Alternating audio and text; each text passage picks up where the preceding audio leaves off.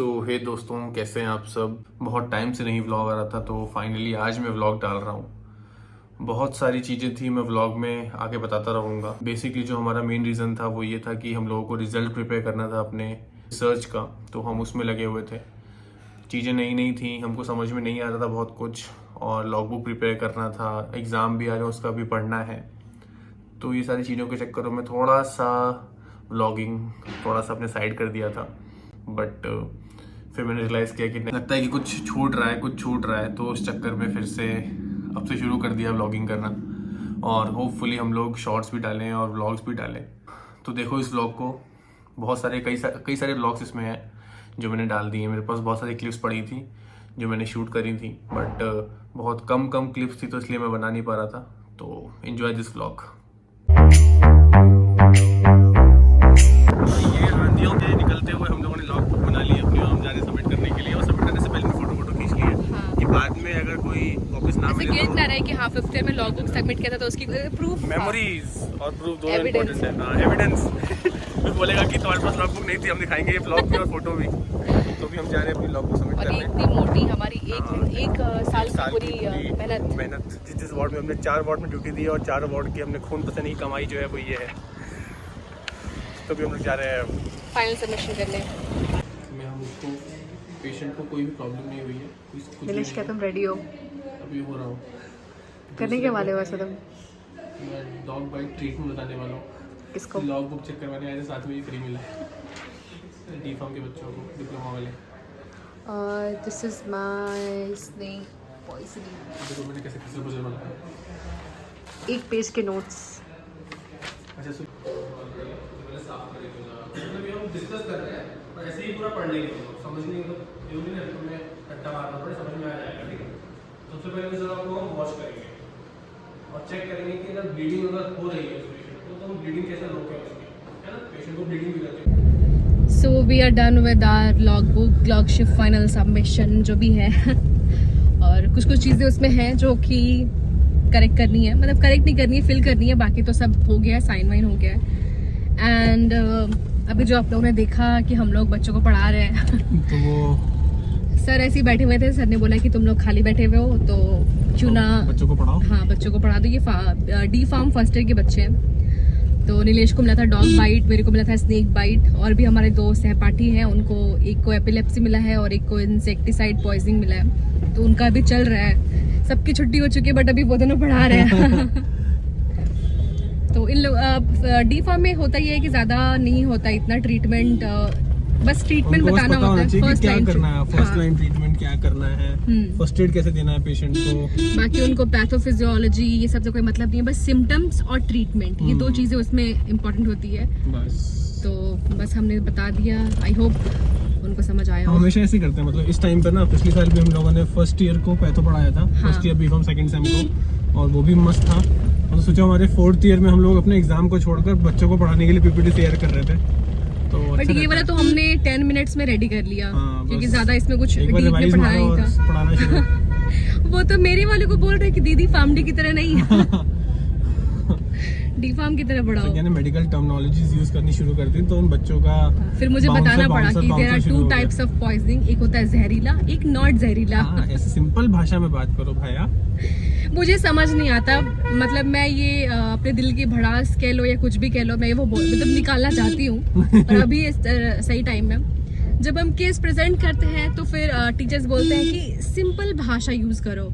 फिर कभी कोई टीचर बोलता है कि यू आर अ प्रोफेशनल, आपको मेडिकल टर्म्स यूज करने चाहिए। तो समझ नहीं आता कि मैं सिंपल भाषा यूज करूँ या मेडिकल भाषा यूज करूँ। उनका ये रहता है कि सिंपल भाषा यूज करो आप at a time of patient counselling, but at a time of case study you can use the medical terminology. Nilesh भी सपोर्ट कर रहा है ज्यादा, या मैं अभी ये बच्चे जो होते हैं ऐसे करते हैं। तो हमारा केस प्रेजेंटेशन भी हो गया है, सब कुछ हो गया है। अब हमारे ऊपर है रिसर्च, क्योंकि हमारा 31st को लास्ट सबमिशन डेट है। पूरे फुल नहीं हुए हैं, बट हमें थीसिस कंपाइल करना होगा। सबमिट तो नहीं, अभी मतलब कंपाइल कर देंगे हम। इट्स लाइक अ फॉर्मेलिटी हम करते हैं। रिसर्च जो है हमारा ऑनगोइंग चलता रहेगा 6th ईयर में भी, बट हम अभी दिखाने के लिए कि हाँ हमने रिसर्च कंपाइल कर दिया, हम रिसर्च कंपाइल करके उनको सबमिट कर देंगे। तो ऐसे करना पड़ेगा अभी हमें। इतनी जल्दी रिसर्च पीछे नहीं छोड़ेगा हमारा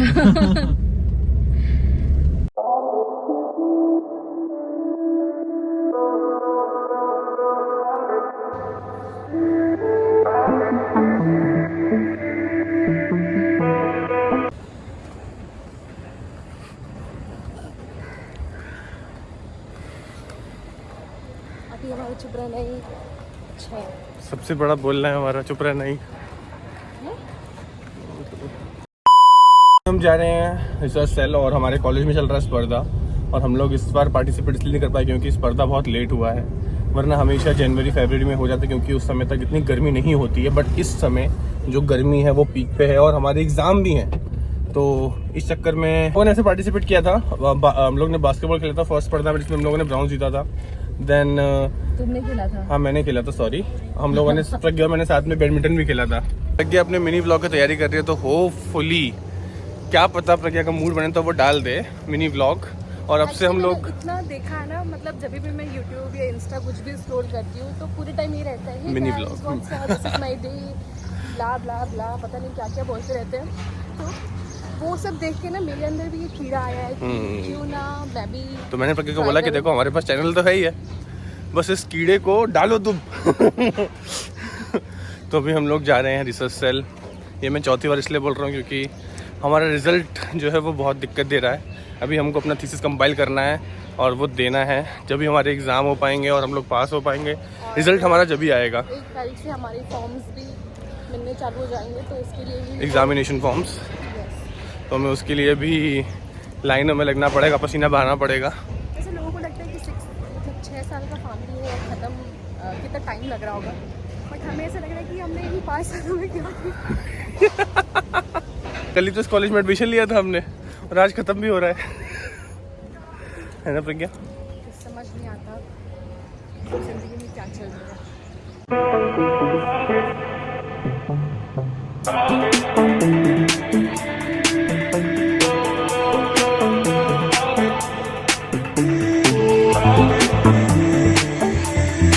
सो आज बहुत दिनों के बाद हमने कुछ सीखा है ना प्रज्ञा? मुँह क्या छुपा रही हो? हाँ सीखा तो सीखा है, हाँ ऐसी क्या बात है। हाँ तो अच्छा लगा। अभी 5 o'clock हो चुके हैं, बहुत ज़्यादा ही टाइम हो गया, हमने लंच भी नहीं किया। अभी सीधा चाय पियेंगे और रात में डिनर करेंगे। ऐसे ही होता है, ऐसे ही नहीं वेट लॉस होते भाई। घूम पे आने के बाद मैं सो गया था, बहुत ज़रूरी था एक ब्यूटी स्लीप लेना क्योंकि दिमाग बहुत ज़्यादा थक जाता है। अब फिर से आ चुका हूँ मैं अपनी डेस्क पे और फिर से काम शुरू करूँगा। और जो चीज़ें हमको चाहिए, मतलब पहले तो ये था कि हमको चीज़ें समझ में नहीं आ रही थी, बिल्कुल ही समझ में नहीं आ रही थी। देन आज मैम ने थोड़ा बताया, हमको चीज़ें समझ में आनी शुरू हुई। अब लग रहा है कि काम और अच्छे से कर सकते हैं, और ज़्यादा काम करते हैं, मतलब इसको ऐसे भी करके देख सकते हैं। क्योंकि जब आप एक चीज़ सीख जाते हो तो थोड़ा आपको लगता है कि इसको और कितने तरीके से हम करके देख सकते हैं, तो वो भी ट्राई करूंगा और साथ में काम भी कंप्लीट करूंगा। ये है मेरी एक्सेल की शीट, ये है मेरी एसपीएसएस की शीट, इन दोनों से साथ में काम कर रहा हूँ। और मेरे को जैसे कि हम लोगों के ग्रुप में, मतलब हम लोगों के जो रिसर्च है उसमें 2 पार्ट है, तो ये पूरा जो है मॉर्निंग पार्ट है, ये पूरा इवनिंग पार्ट है। मॉर्निंग में भी 2 पार्ट है, तो उनको मैंने ऐसे कलर कर दिया सबको अलग अलग, जिससे कि मेरे को दिक्कत ना हो। जिस भी पेशेंट का मेरे को चाहिए होगा तो मैं सीधे ऐसे जाऊँगा, तो मतलब पिंक मीन्स कि मॉर्निंग का चल रहा है, येलो मीन्स मॉर्निंग का ही है बट नेक्स्ट ग्रुप है, देन उसके बाद ग्रीन मतलब इवनिंग, देन उसमें भी ऐसे करते करते मैंने चीज़ों को अरेंज किया है।